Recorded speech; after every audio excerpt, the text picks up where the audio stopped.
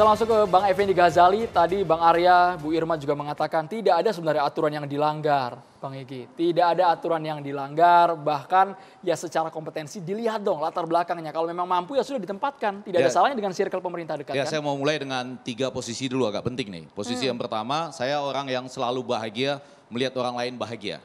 Jadi jangan sampai orang lain tiba-tiba jadi komisaris, yang lain itu merasa nggak bahagia karena sirik atau apa. Enggak, saya jauh dari itu. Yang kedua, saya juga belum termasuk dalam komisaris, artinya bukan pengen, tapi tidak dalam posisi orang yang pernah pada waktu jadi komisaris tenang-tenang. Nanti waktu perpisahannya marah-marah, enggak, siapa aja lah, enggak mesti, ya kan.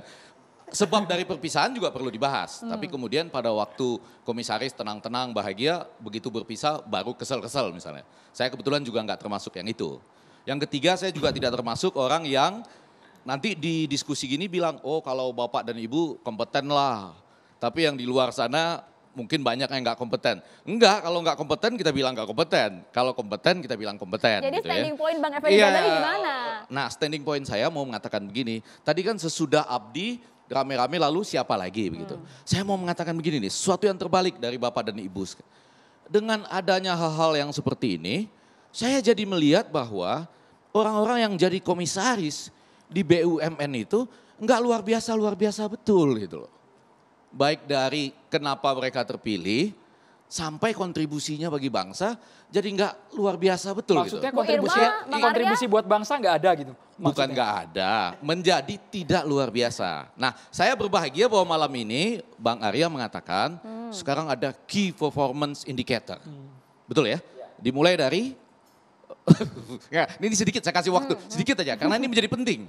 Kalau nggak ada itu, maka menjadi komisaris BUMN itu menjadi makin tidak luar biasa dan biasa-biasa saja gitu. Karena begini, sebelum ada orang yang masuk di BUMN yang mungkin tidak punya tantangan besar lah gitu. Ya, sudah untung, sudah jalan sendiri gitu lah ya. Jadi dia masuk di situasi 7 atau 8 gitu ya. Kurang lebih. Telkom. Iya, itulah misalnya salah satu. Masuk 7 atau 8, selesainya di 7 atau 8 pun nggak ada masalah. Dia masuk di, iya makanya tidak menjadi luar biasa. Tapi dia masuk di BUMN yang -6 misalnya. Ya kan? Dia ada di situ, ya mudah-mudahan tidak -7 gitu. Tapi kalau dia tetap di -6 pun jadi tidak luar biasa karena begitu sulit. Ya. Malah kalau saya tarik lebih jauh ke belakang, di zaman sejarah BUMN ini tentu harus kita mulai dari zaman Belanda kan. Itu dulu Belanda juga mengatur persis sama loh. Sebagai alat pemerintah untuk menata perekonomian. Bahkan dulu salah 2 yang diatur sebelumnya itu di zaman-zaman dulu tuh opium dan pegadaian. Anda bisa bayangkan betapa hidup orang menderita tuh. Yang diatur opium dan pegadaian. Di zaman Belanda, bukan di zaman yang sekarang. Kalau kita kembali ke zaman sekarang. Nah, balik ke zaman yang sekarang. Strategis, nah, saya mau mengatakan begini. miliaran rupiah juga untuk mereka. Saya pelajari ternyata itu apa. Yang pertama itu maksud dan tujuan BUMN berdasarkan undang-undangnya ya. Di situ yang pertama memberikan sumbangan bagi perekonomian nasional dan penerimaan negara pada umumnya. Sumbangan itu enggak terlalu penting-penting amat loh ya. Di definisi Kamus Besar Bahasa Indonesia, sumbangan itu adalah kalau ada orang kawinan memberikan sumbangan sesuatu.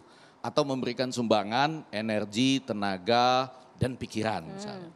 Jadi walaupun di 4 dan 5-nya bicara tentang pembinaan swasta lain ya. Dan termasuk koperasi dan lain-lain. Jadi situ. Nah saya mau kembalikan, apakah kita mau menjadikan marwah komisaris BUMN ini menjadi sesuatu yang penting kembali. Saya belum bicara angka-angkanya loh ya. Saya nyatat-nyatat juga sebelum datang ke sini. Berapa angka yang sudah dikeluarkan dan berapa angka yang masuk gitu ya. Catatannya? Iya, nantilah pada bagian lain. Sekarang ini bagaimana melihat marwahnya dulu. Kan judulnya adalah sesudah si ini rame-rame selanjutnya bagaimana. Ini marwahnya mau ditegakkan demi kompetensi yang sudah ada key performance indicatornya. Atau biasa saja termasuk saya tertarik loh dengan Bang Adian. Bang Adian tuh pernah bicara di Kompas tahun lalu gitu ya.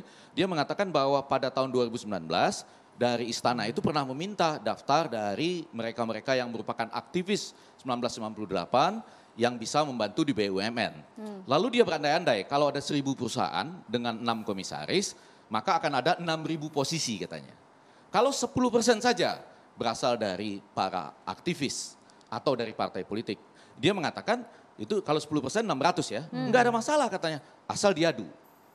Partai politik yang mana, kemudian mana yang paling memahami tujuan presiden, serta mana yang kompetensinya Kalau sekarang Bang paling Ege melihat tinggi. porsinya seperti apa? Kanalisasinya antara politisi, kemudian relawan, ada juga yang mungkin dari profesional juga dilibatkan. Nanti angka-angkanya harus muncul dari Bang Arya nih, angka-angkanya harus muncul dari Bang Arya. Kalau saya lebih ingin menekankan, mudah-mudahan marwah mereka yang menjadi komisaris ini, itu menjadi sesuatu yang penting. Dengan keberhasilan juga mencapai hal-hal yang sudah ditentukan dari key performance indicatorsnya. Baik proses kehadiran maupun tujuan-tujuan yang dicapai setiap BUMN. Tapi kalau enggak, ini seperti birokrasi kompleks jadinya. Atau kalau dibalik, kompleks birokrasi. Ya kan, siapa saja dari tim pemenangan itu menjadi bisa selama jumlahnya tidak lebih dari 10% misalnya. Dan kemudian menarik loh, tantangan Adian itu menarik. Diadu betul 3 hal dari partai politik mana. Jadi artinya yang lebih dulu mendukung dan mencalonkan itu dapat lebih besar. Yang ikutan belakangan lebih kecil misalnya.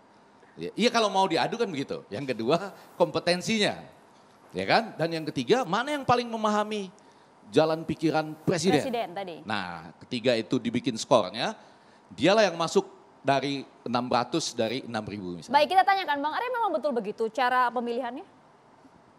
Enggak lah. Enggak seperti itu kan keinginan banyak orang.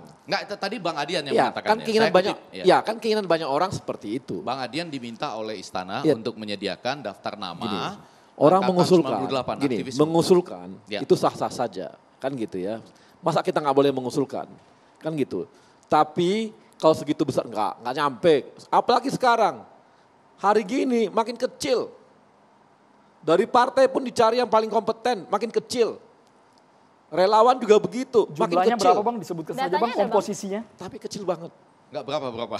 kecil sekali. Sebagai juru bicara Menteri BUMN, Ya, kecil Bang, sekali. datanya Bang kami minta. Kecil banget. Enggak sampai 10% ya. Oh, nggak jauh banget, nggak nyampe Bang. Jadi itu Nggak nyampe Bang lah. Adian mengandaikan ya, andaikan Nggak lah nyampe. gitu ya. Iya, apalagi sekarang kan sampai saya nyambung lagi tadi. Ya.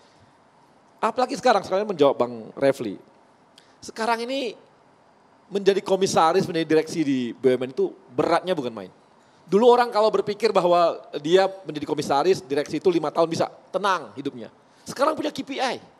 Ada KPI performance keuangan, ada KPI performance manajemen, ada KPI penanganan masalah. Kalau nggak sanggup, berhenti bos. Makanya sekarang jangan heran. Direksi-direksi BUMN pada khawatir.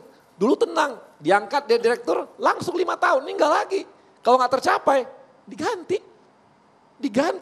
Ada baru 7 bulan, diganti.